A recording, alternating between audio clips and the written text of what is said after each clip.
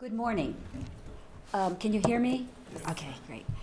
Thank you very much for joining us. I am Rebecca Boylan, and beside me are my wonderful colleagues Libby Rifkin and Chris Shin.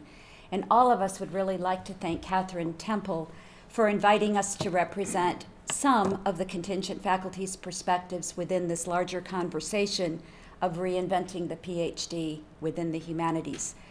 This morning, as contingent faculty, both full and part-time, we are hoping first to offer some of our reflections on our own interests invested in the PhD's currency as in realities of now for contingent faculty, and currency as in the value we see in our own PhD degrees. Secondly, and most important to us, we hope that our opening reflections might initiate a conversation with all of you. So the game plan, Libby, Chris, and I will first share with you very brief our own PhD narratives, our insights from program to profession. And then at the end of that time, we hope you'll expand the conversation we've begun with your questions to us and also additional realities, perspectives of the contingent faculty life. Thank you. So I'm Libby Rifkin, and thanks so much, Rebecca, for including me, and thank you to the organizers for including this session on contingent faculty perspectives in this conversation. While contingency is not necessarily an idea anyone would want to identify with professionally, I'm thrilled that the three of us can offer perspectives on the PhD from our very different vantage points, because our paths through the academy and in it professionally have been very different and represent the breadth and variety of the contingent or adjunct or non-tenure line experience, full and part-time. So I want to do three things. First, I'll offer, as Rebecca asked us to do, a little bit of my PhD narrative, because I think it's important to hear from us and know who we are and how we got here and what we do. And then I want to touch on the viability of non-tenure line positions as career outcomes for PhDs in the humanities and potentially in this new program. And then I want to gesture towards a couple of directions that I think a PhD in the humanities might take. And these are observations that come from my particular vantage point as a contingent faculty member. But I think that they have implications for higher ed more broadly and the question of innovating a PhD.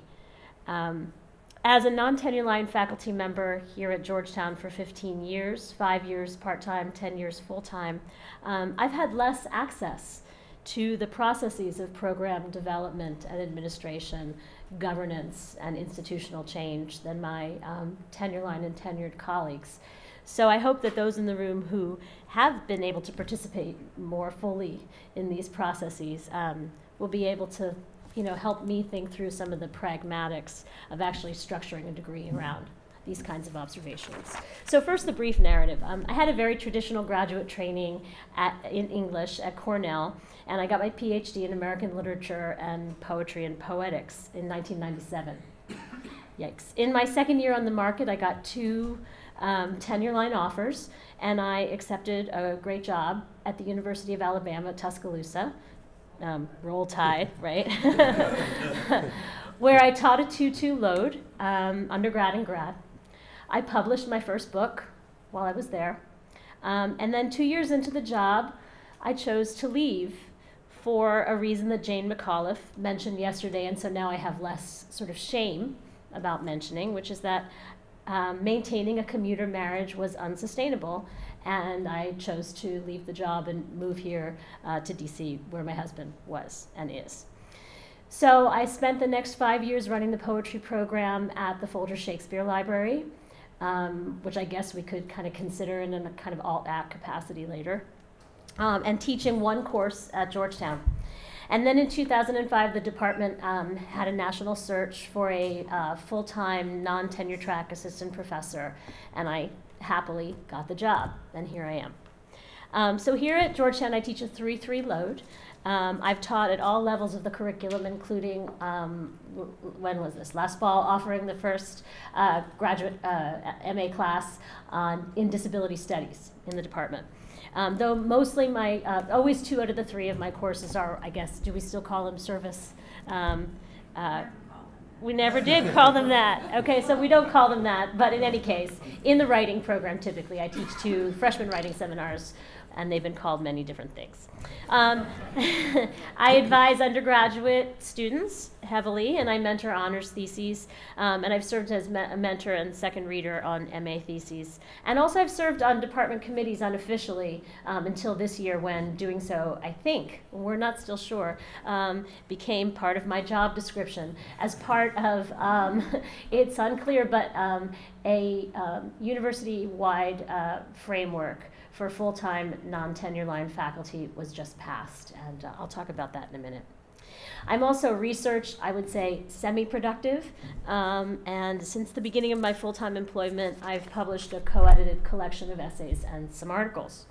So in many ways, I look and act like my tenured and tenure line colleagues, though in many clear ways, I'm different. There are approximately 300 full-time non-tenure line faculty members here at Georgetown. I think that has been counted differently, but that's a number I've heard. And through the framework, which was passed last year, we're achieving increasing professionalization. We have a promotion track, for instance, with a regularized review structure.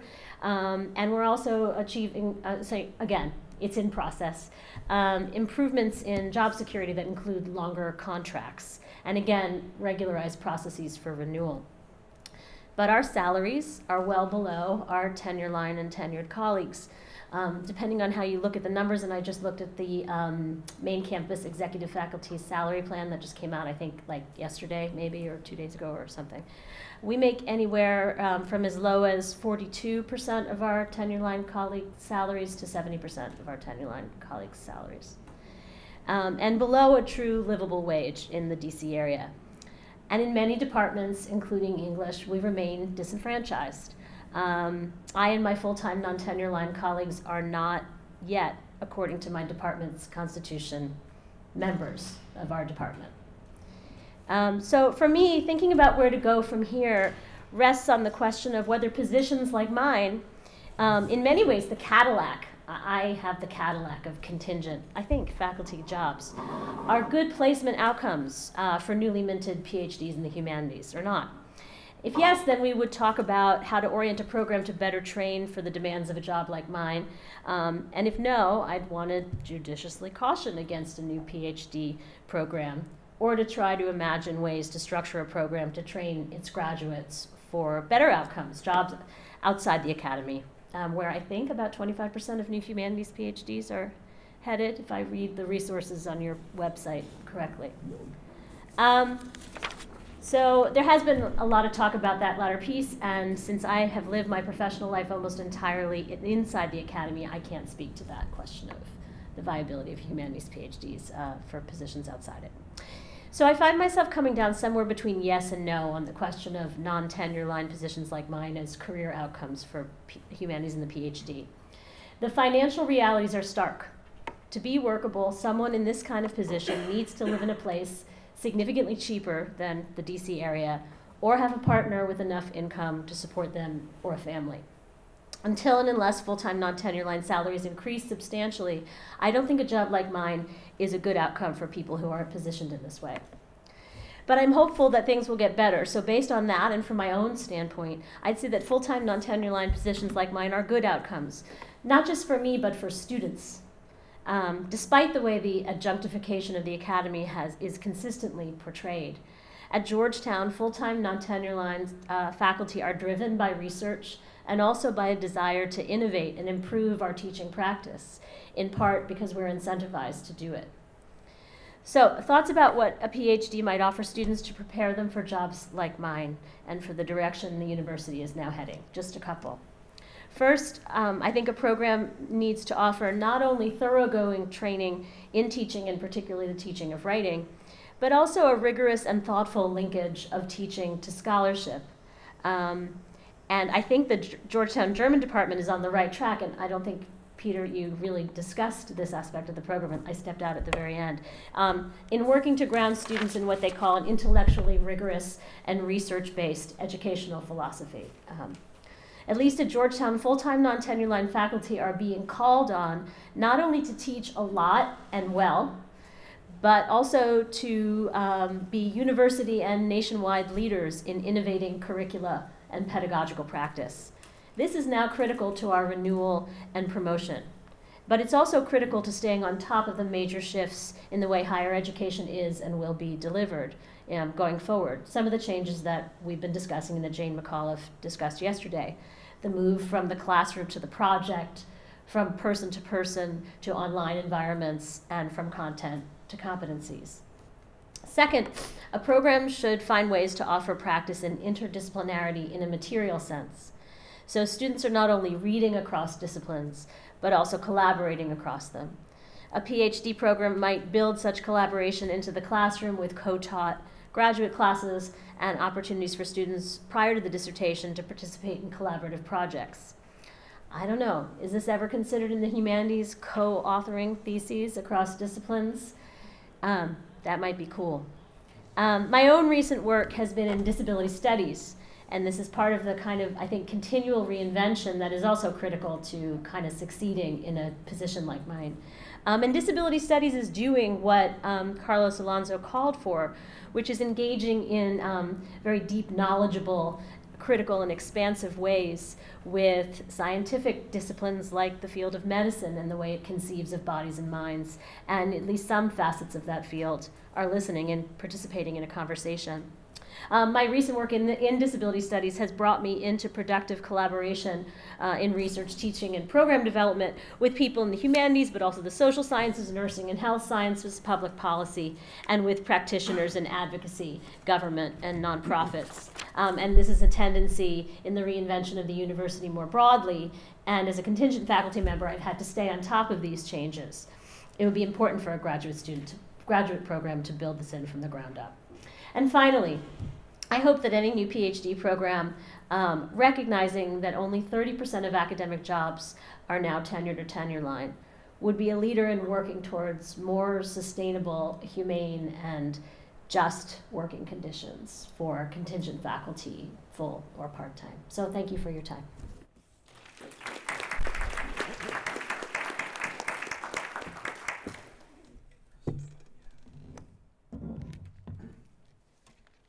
Hello.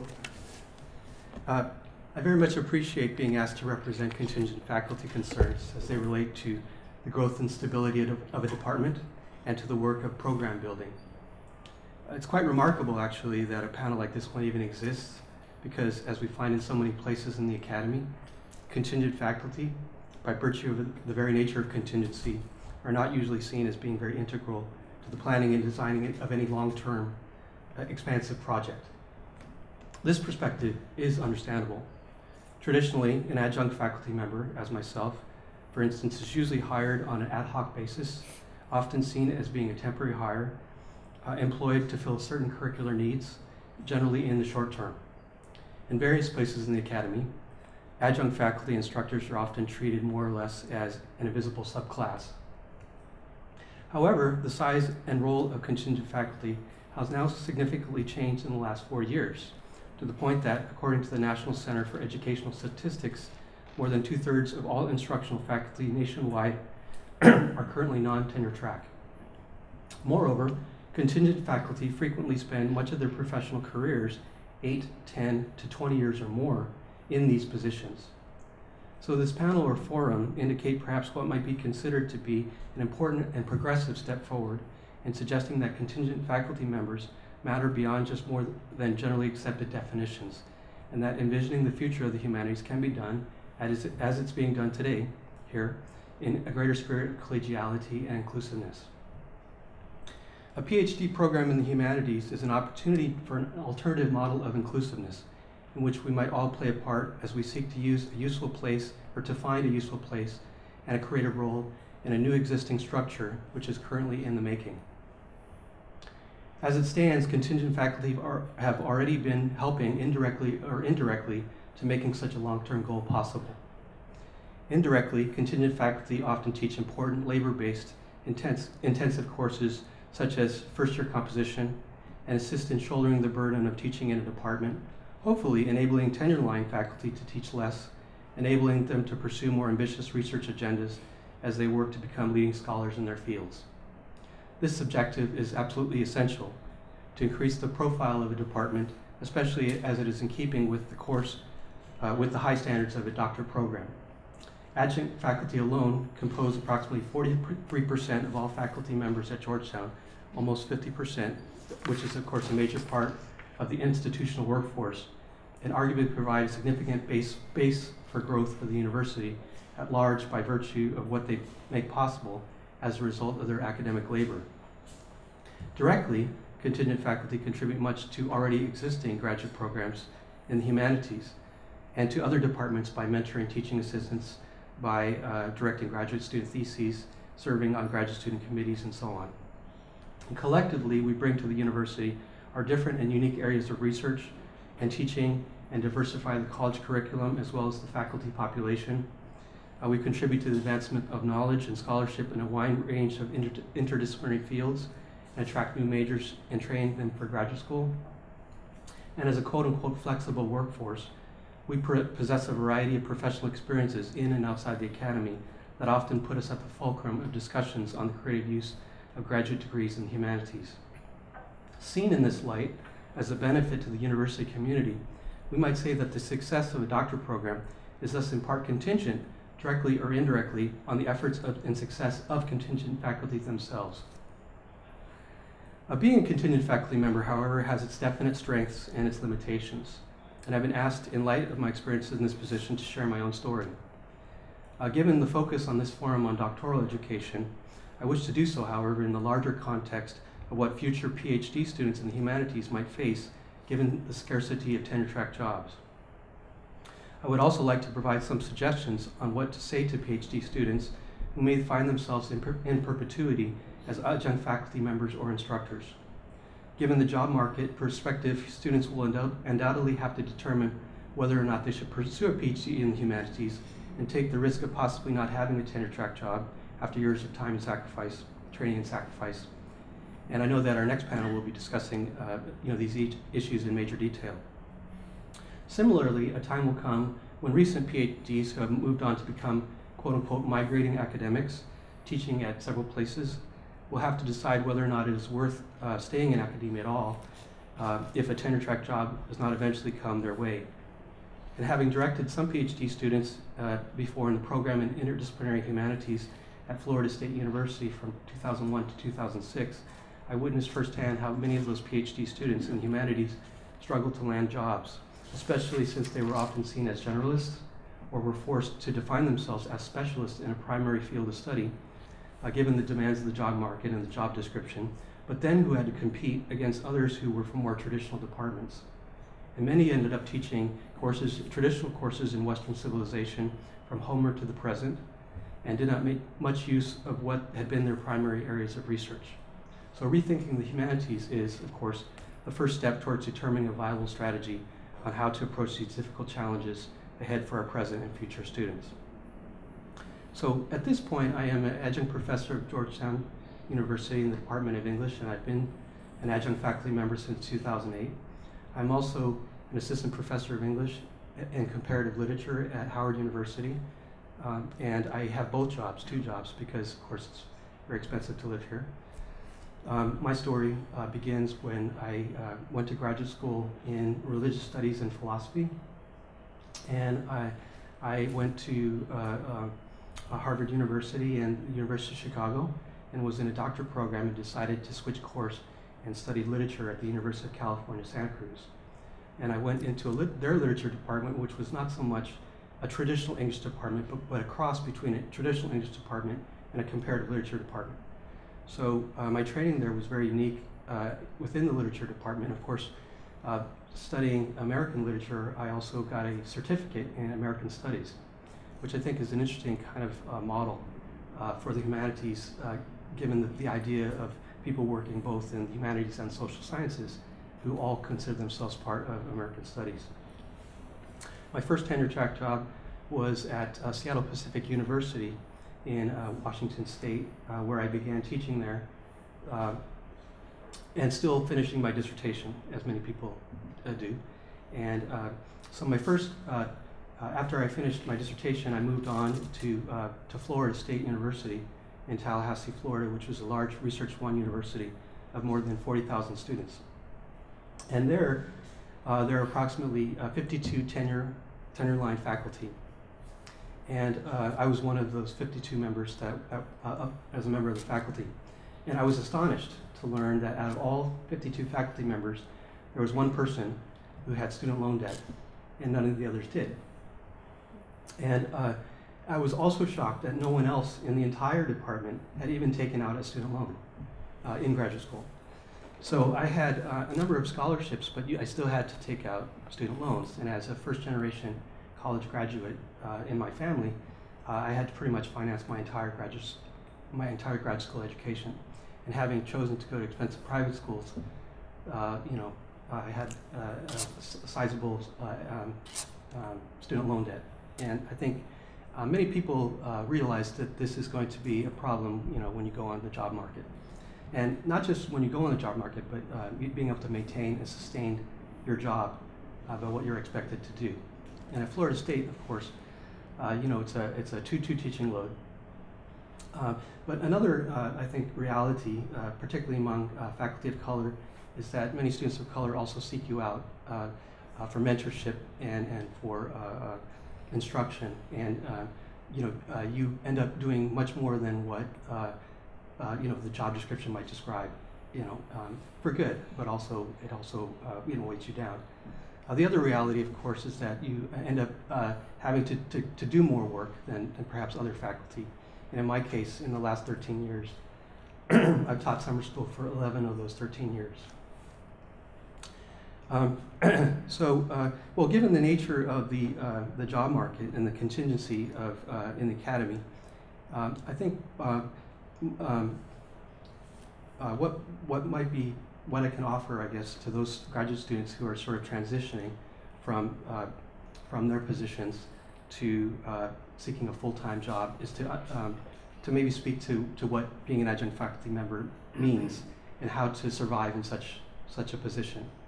And my advice would be to carve a niche and to work within existing structures and to build from there. Because it's not a reality of your function or as your role to be a director or to build a program. That belongs to others to do those jobs. But it makes sense if you're a graduate student in making a transition to being a professor, to find an area that fulfills the need that you continually develop and work to perfect, and to see where that leads, so that you could serve potentially to contribute to the department and establish important links to feel grounded and invested in the life of the university. Now, Georgetown actually is very unique in that it provides quite extensive opportunities for growth, professional growth, even for the long term. Among those possibilities are that our courses are cross-listed in multiple departments, and so you begin to work in other departments. In English department works very closely with American Studies, for instance. Courses that I've taught in religion and literature, for instance, are cross-listed in the theology department.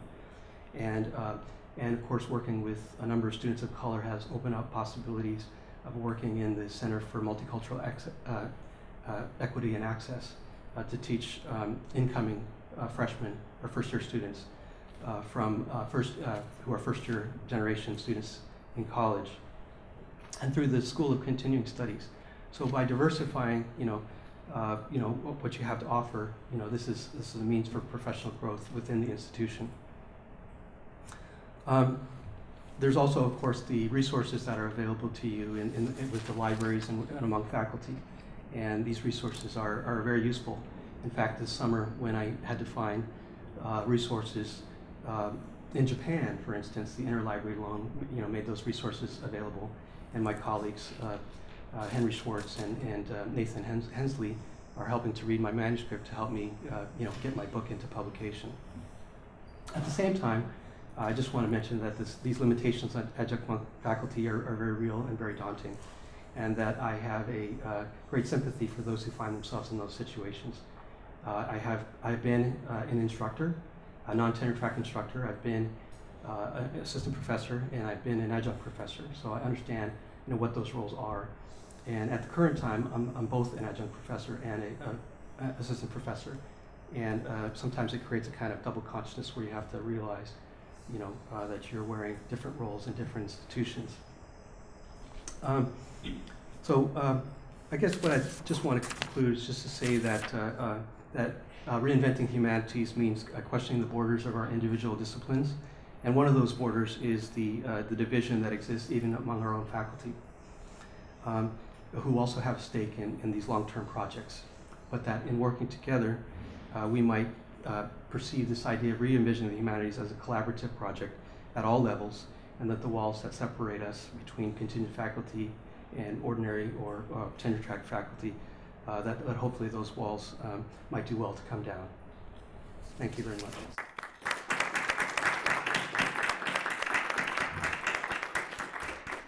So very briefly, what I was going to do is just let you know what I do as a part-time contingent faculty member, and then lead very quickly into my own PhD program, how it got me here, and with a few comments, a few perspectives, if you will, on some things that have been percolating, kind of putting together that I think could be helpful or interesting for the conversation that's on the table today, moving forward. So currently, I'm a part-time faculty member in Georgetown's English department, been here since 2006, and a salaried term appointment professor in George Washington's honor program. I've been there since the fall of 2003 with a 2-year hiatus. For several years, I also taught the 19th century core course in Georgetown School of Continuing Studies.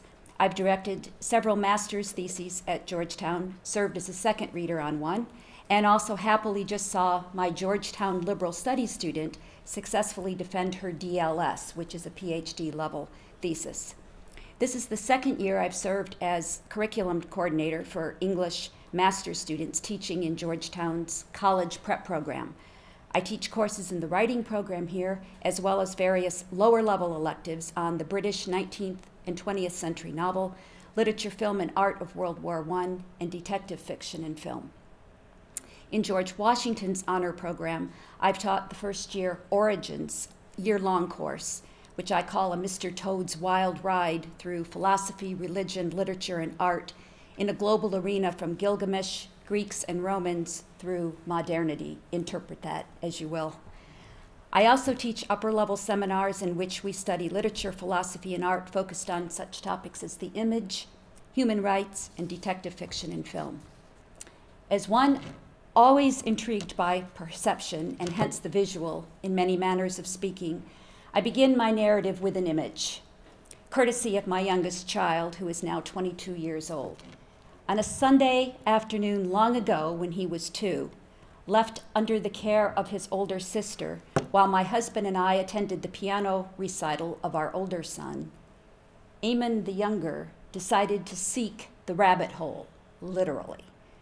On newly painted hallway walls and with out-of-town company due to arrive within minutes after we returned from the recital. When I arrived home, flabbergasted, to see both sides of my main floor hallway covered with concentric circles in various colors of pencil, crayon, and marker, I asked Eamon in a squeaky voice the rather inane question, "What happened?" To which he glibly chirped, for he had already moved on to his next venture, "Oh, I was just trying to find the rabbit hole, but none of them worked." I'd absolutely no adequate response. Admittedly, I was frustrated, both that I would need to repaint those walls and ignore any discomfort in the presence of my company toward the unexpected toddler art. Honestly, I was delighted that my young son had such a heart to continue to imagine and work for his goal, even when it didn't happen in the way he envisioned. The writing on the wall in this case was ample proof that the story was in his own action, no matter the result. That vignette provides to me a good metaphor for my own PhD story. I haven't discovered the rabbit hole that I originally imagined. And yet, I'm very happy that I pursued the PhD, which increased my own value of imaginative curiosity made possible by teaching, research, and writing. I completed a BA in English at Carleton College in 1975 before embarking on a double master's at University of Chicago in English and also in teaching, which I completed in 1977. I then taught in the English department at New Trier High School in Winnetka, Illinois, where I was energized by students, faculty, and several fellowships to compose new interdisciplinary courses to better educate a variety of learning styles, as well as a comedy elective for seniors. Moving to Milwaukee via my husband's job coincided with my becoming a mom. I was lucky enough to make the decision, which proved right for me, to teach part-time in Marquette University's writing program and then work from home while I pursued different ways to stay in tune with the outside world as educator and writer. This extended to our move east when my husband became a visiting professor in Georgetown's philosophy department. I enjoyed such work as tutoring, founding and directing a parish youth drama troupe and youth choirs, and writing regular book reviews for the Baltimore Sun. When my oldest child went to college in 1998, I went back to school and given my gap years to prepare pursuing a PhD. At Georgetown, I took both Latin for my second foreign language and also 2 theory courses in the English master's program to catch up with approaches to literature that had happened in my off years. I then enrolled in the winter of 2001 in George Washington University's PhD program, choosing this area university because of its emphasis at that time on 19th century literature. In considering what I know now from viewing my current place within the academy, here's what I think George Washington University provided admirably, tried to provide but fell short on, and didn't provide. George Washington emphasized the importance of library research, of primary text to expose us to in-depth specialization.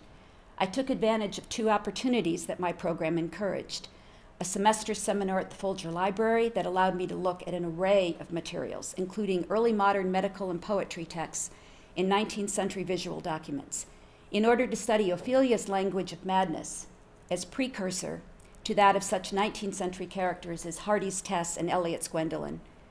The second opportunity was a Cosmos grant, which allowed me to study primary texts for my interdisciplinary dissertation, The Moving Still, Ekphrasis in the 19th Century British Novel, at both the British Library and Dorchester, England's Historical Society and Library, which houses most of Hardy's journals and other papers. I agree with the panelists yesterday who underscored the critical significance in the larger job market of effective research skills. To balance its emphasis in research, George Washington also afforded its PhD candidates many teaching opportunities as well as feedback. At the time I was in the program, there were not many TA positions, but we were invited to apply to teach as adjuncts for the writing courses and lower level electives. One of my English professors also recommended me to assume her teaching position in the honors program when she left George Washington for a tenure-line position at another university. I taught 2 and sometimes 3 courses each semester throughout my PhD candidacy until my final year in the program, at which point the English department gave me a full scholarship, and so I took that opportunity to devote the year solely to completing my dissertation. Teaching these several courses gave me lots of practice in designing curriculum, learning different ways to activate syllabi into reading, thinking, and writing assignments, and crafting classroom conversations, as well as my own evaluation rubrics. In an era when even part-time college positions are difficult to achieve, I believe my strong teaching record has been important in my ability to secure several teaching positions in the past 10 years. What George Washington tried to do well, but didn't effectively accomplish. First, they offered an entrance seminar on higher education job realities, intended to mentor students on how to direct one's PhD program in ways to highlight the hoped-for array of research and teaching strengths, which might then be documented in job application portfolios. This was way too generalized a seminar, and it didn't confront the reality that anyone can look good on paper. Secondly, George Washington held exit workshops on how to compose CV and application letter.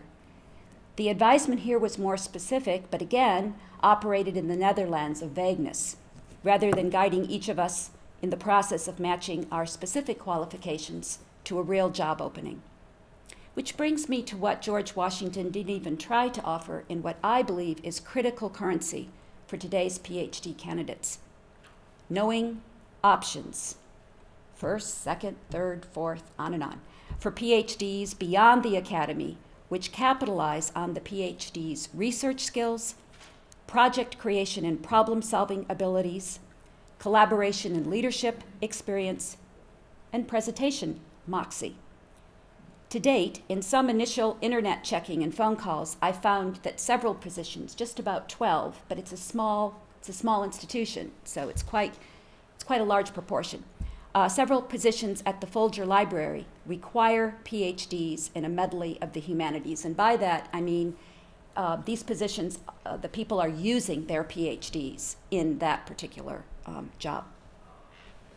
I also am interested that the Library of Congress offers research jobs to PhDs who are not already affiliated with the university, and museums such as the International Spy Museum seek PhDs as curators. I think it would be beneficial and even an exciting charge for PhD programs to consider how they might prepare informed students of these viable professional opportunities beyond the academy, and for these research institutions and museums to better communicate these opportunities to PhD programs.